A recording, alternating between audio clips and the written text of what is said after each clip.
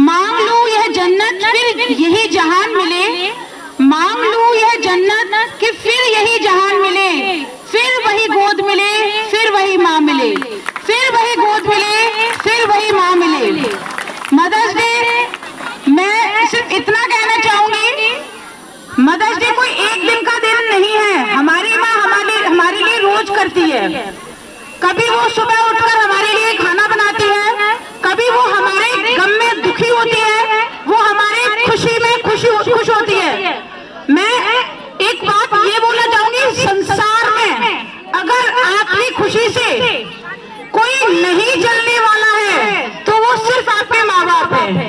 आप जब जितना आगे बढ़ोगे, आपके पेरेंट्स, आपके मम्मी, आपके पापा आपके लिए हमेशा आपके सामने खड़े रहेंगे, आपकी खुशियों को मनाते रहेंगे।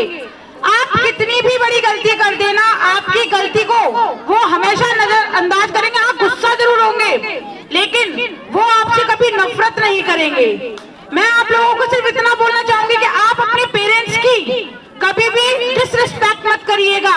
उन्होंने चाहे आपके लिए थोड़ा किया, चाहे ज्यादा किया, लेकिन उन्होंने आपके लिए बहुत किया है, तो कभी ये मत कहना कि आपने हमारे लिए किया ही क्या है।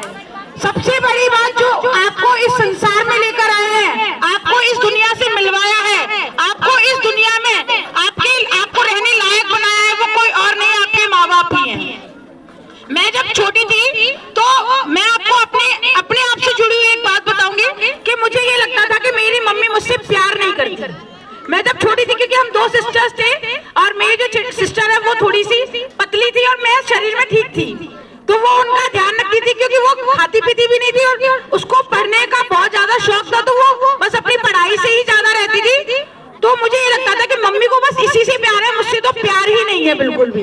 और मैं हमेशा एक ही बात के लिए लड़ती रहती थी कि बस आप तो इसी से प्यार करती हो, मुझसे तो करती ही नहीं हो।